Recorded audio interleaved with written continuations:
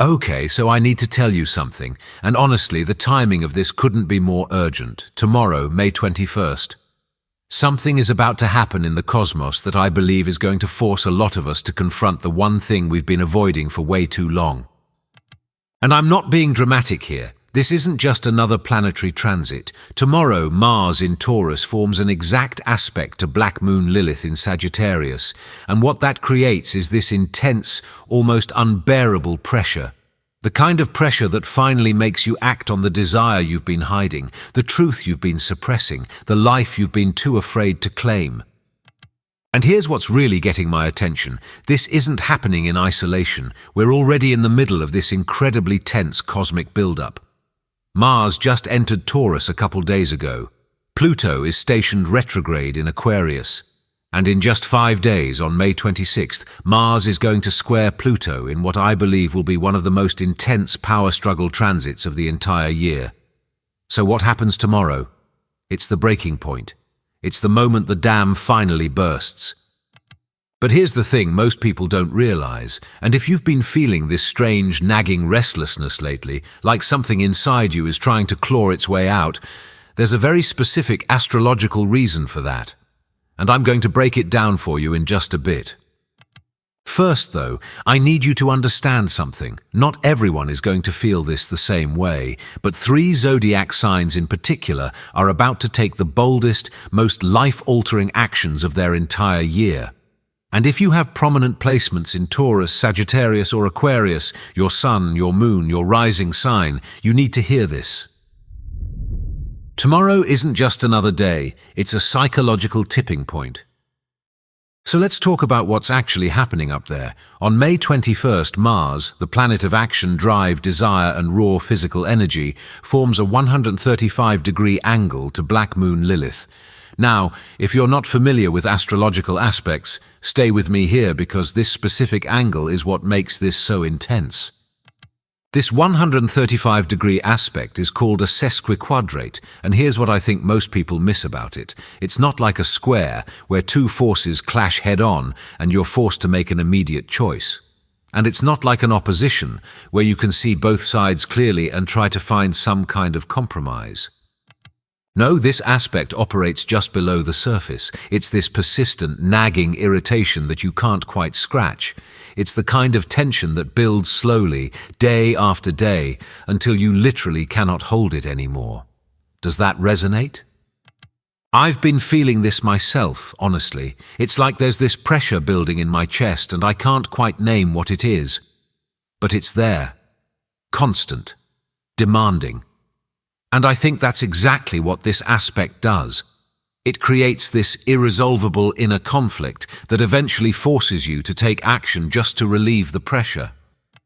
And here's where it gets really interesting. Mars is currently in Taurus, which is all about material security, physical comfort, stability, and the slow, methodical building of resources. Taurus doesn't like disruption. It doesn't like sudden moves. It wants everything to stay predictable and safe. But Black Moon Lilith, she's in Sagittarius, and Sagittarius is the complete opposite. It's about wild, untamed truth, philosophical freedom, the refusal to be controlled by anyone's dogma or rules. Lilith in Sagittarius is the part of you that would rather live in exile than compromise your beliefs, the part that would rather speak the unvarnished truth and lose everything than keep playing along with a lie. So what you have tomorrow is this explosive tension between the part of you that wants to stay safe, comfortable and secure, Mars in Taurus, and the part of you that's absolutely done being tamed, silenced or controlled, Lilith in Sagittarius. And that 135-degree angle, it means these 2 forces are grinding against each other in a way that cannot be resolved through normal means. Something has to give. And I really believe that something is about to give tomorrow. The hidden desire has been building for weeks, and your body knows it. Remember when I said there's a specific reason you've been feeling that restless, clawing sensation? This is it. And honestly, this was a huge aha moment for me when I started understanding how this aspect actually works. The sesquiquadrate doesn't announce itself. It doesn't give you a clear crisis moment where you're forced to decide. Instead, it operates in the background, creating this low-level anxiety that just won't go away. You might have noticed it as tension in your shoulders, a tightness in your jaw, difficulty sleeping, or maybe it's showing up as this vague sense of dissatisfaction with your life, even when things are technically going well. And here's what I think is happening. Your body has been trying to tell you something. The desire that's breaking free tomorrow isn't new. It's been there all along. You've just been really, really good at suppressing it. Maybe it's the desire to leave a job that pays well but drains your soul. Maybe it's the urge to end a relationship that looks perfect on the outside but feels suffocating on the inside. Maybe it's the need to finally speak your truth, even if it makes people uncomfortable. Or maybe it's something even deeper, a calling, a path, a version of yourself that you've been too afraid to become. Whatever it is, I believe it's been building beneath the surface, and the reason you can feel it now is because the pressure has reached a critical point. Your nervous system literally cannot hold this tension anymore. And this is why the timing matters so much. Mars just entered Taurus on May 18th, so this grounded physical energy is fresh. It's raw. And before Mars moved into Taurus, it was conjunct Chiron in Aries, meaning it just finished processing some deep wounds around your right to exist, your right to take up space, your right to want what you want. So when Mars enters Taurus carrying all of that healing and then immediately gets hit with this tension from Lilith in Sagittarius, the hidden desire doesn't just whisper anymore, it roars. Why communication is going to be the breaking point. Now, here's something most astrology content won't tell you, but I think it's absolutely crucial to understanding what's about to happen. Both Mars and Lilith answer to other planets. They have what's called dispositors. And when you trace the chain of rulership, you find something really interesting. Mars is in Taurus, which is ruled by Venus. Venus just entered Cancer on May 18th. Cancer is ruled by the Moon, so Mars ultimately answers to the Moon right now. Lilith is in Sagittarius, which is ruled by Jupiter. Jupiter is in Cancer. Cancer is ruled by the Moon, so Lilith also ultimately answers to the Moon. What that means is that both sides of this tension, the physical action, Mars, and the wild desire, Lilith, are rooted in the same place. Deep emotional need, the need for safety, the need for belonging, the need to finally feel at home in your own life. But here's where it gets even more specific. Tomorrow, May 21st, the Moon will be in Leo, which is ruled by the Sun. The Sun just entered Gemini yesterday. Gemini is ruled by Mercury, and Mercury is also in Gemini right now, making it the final dispositor of the entire chain. What that tells me is that the bold action you take tomorrow is going to manifest through communication, through information, through your voice. This isn't about quietly making a change and hoping no one notices. I believe this is about speaking the truth that's been buried, sending the message you've been too afraid to send, having the conversation you've been avoiding for months, maybe even years. And that actually makes perfect sense when you think about it, right? Because on May 25th, just 4 days after this activation, Mercury is going to oppose Lilith directly. So the desire that breaks free physically on May 21st becomes the words that cannot be taken back on May 25th. Does that make sense? And then, on May 26th, Mars squares Pluto, and that's when the real structural consequences hit. That's when power struggles emerge. That's when you find out who's willing to accept your truth and who's going to fight you for it. But it all starts tomorrow, with the breaking point, with the moment you finally say what you've been hiding. Taurus, you're done people-pleasing.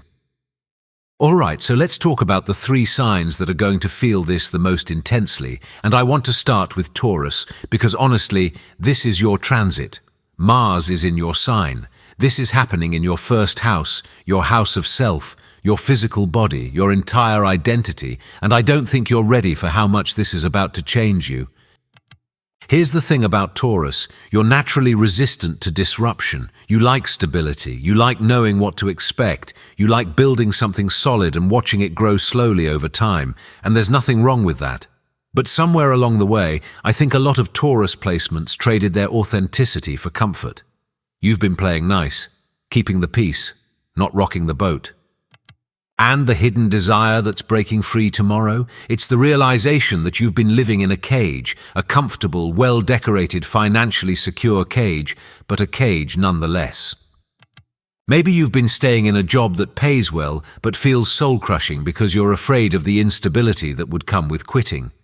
Maybe you've been in a relationship where you're constantly accommodating, constantly adjusting, constantly making yourself smaller to keep things harmonious. Or maybe you've just been so focused on accumulating material security that you forgot what it feels like to actually want something wild, something risky, something real. The bold action you're going to take is a boundary, a line in the sand, a definitive no more, and I don't think it's going to be gentle or polite. I think it's going to be volcanic. Because when Taurus finally moves, when Taurus finally decides enough is enough, it's with the force of a tectonic plate shifting. And here's what you need to know. When Mars squares Pluto in Aquarius on May 26th, that's hitting your 10th house of career and public reputation. So the boundary you set tomorrow is going to have consequences. It's going to challenge authority. It's going to disrupt systems. People who are used to you being compliant are going to be shocked. But you know what? I really believe you're ready for that, because the pain of suppressing your truth has finally become greater than the fear of losing your comfort. And once you feel that shift, there's no going back. Sagittarius, the heretic, finally speaks. Now let's talk about Sagittarius, because if Taurus is the physical engine of this transit, Sagittarius is the ideological compass. You're hosting Black Moon Lilith right now, which means this entire activation is happening in your energy field. And I think you've been feeling this for weeks, maybe even months. Here's what I've noticed about Sagittarius placements going through this Lilith transit. You've been biting your tongue. You've been playing along with belief systems, philosophical frameworks, maybe even spiritual communities that don't actually align with your deepest truth anymore. And you've been doing it to keep the peace, to stay included, to avoid being labeled as the difficult one, the problematic one, the heretic. But here's the thing about Lilith in Sagittarius. She doesn't do dogma. She doesn't do groupthink. She doesn't stay quiet just because the truth is uncomfortable. And tomorrow, when Mars hits that 135-degree angle to her, I believe something inside you is going to snap. The hidden desire that's breaking free is your need for absolute intellectual and spiritual sovereignty. The need to say what you actually think, not what you're supposed to think. The need to walk away from institutions, teachings, or communities that demand you suppress your wildness to fit in. And the bold action you're going to take, I think it's going to be vocal, public, maybe even shocking to the people who thought they knew you. You're going to speak the truth you've been hiding. You're going to break from the consensus. You're going to embrace your role as the outsider who refuses to recant. And here's what's interesting about your placement, because the final dispositor is Mercury in Gemini, and Mercury opposes Lilith on May 25th. I think your words are going to land harder than you expect. People are going to hear you, and some of them are going to be threatened by it. Some are going to try to silence you, discredit you, make you question whether you're being too much.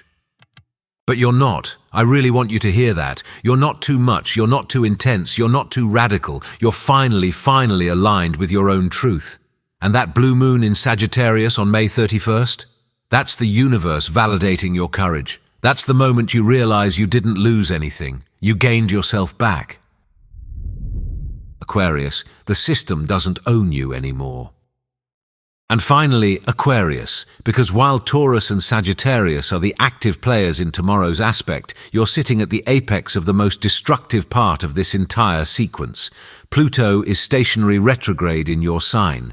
And when Mars squares Pluto on May 26th, it's a direct hit to your identity, your sense of self, your role in the collective. Here's what I think is happening for Aquarius right now. You've been part of something, a community, a network, an organization, a social structure that you've outgrown.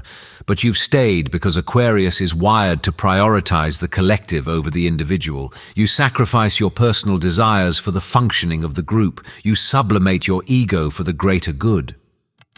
But the hidden desire breaking free tomorrow is the visceral need to reclaim your individuality, to stop being a cog in someone else's machine, to recognize that the collective you've been serving isn't actually serving you back, and maybe it never was. The bold action you're taking is severance, complete, final, possibly ruthless severance from a toxic network or power structure that's been demanding your compliance. You're withdrawing your energy, you're taking your power back, and you're not interested in negotiating or explaining yourself. And here's why this is so intense for you specifically. Pluto in Aquarius is a decades-long process of tearing down obsolete social paradigms. You're being asked by the cosmos to let old structures die so new ones can emerge. When Mars squares Pluto from Taurus on May 26th, it's forcing a confrontation between physical resources and future innovation, between material stability and revolutionary change. I think what you're realizing is that you can't build the future you want while still propping up systems that belong in the past. And tomorrow, that realization becomes action. You walk away, you cut the cord, you let it all collapse, and honestly, I believe that's exactly what needs to happen. The people in your network who are meant to come with you into this new phase will understand. The ones who aren't, they'll resist, they'll fight, they might even try to make you the villain. But you're not responsible for holding together something that's meant to fall apart. This is your permission slip, but only if you actually use it. All right, so here's what I want to leave you with. Tomorrow is rare. This kind of astrological configuration, this specific build-up, this specific tension, this specific release doesn't happen often. And I really believe it's offering you something, permission to finally be honest about what you want. But here's the catch. The energy won't wait for you. It's moving fast. If you feel the pull tomorrow, if you feel that nagging restlessness turn into something urgent and undeniable, you have to act. Because if you don't, if you let fear or doubt talk you out of it, the moment will pass. And when Mars squares Pluto on May 26th, you'll be dealing with the consequences of inaction instead of empowered transformation. So if you're Taurus, set that boundary. If you're Sagittarius, speak that truth. If you're Aquarius, walk away from that system. And if you're any other sign watching this and feeling the pull, trust it. Because even if the geometry of the transit isn't hitting your chart as directly, the energy is still moving through all of us. This isn't about being reckless, it's about being real. It's about finally aligning your physical reality with your deepest truth. And honestly, I think that's the most courageous thing you can do. All right, if you've made it this far, thank you so much for staying with me. Seriously, I know this was intense, but I really felt like you needed to hear it. If this resonated with you and you want to see more content like this, I'd really appreciate it if you hit that subscribe button. It helps more than you know. And please drop your experiences in the comments, especially if you're one of these 3 signs. I really want to hear what happens for you tomorrow. What breaks free, what shifts, what finally gets said. We're all in this together and I think it's going to be powerful. Take care of yourself and I'll see you in the next one.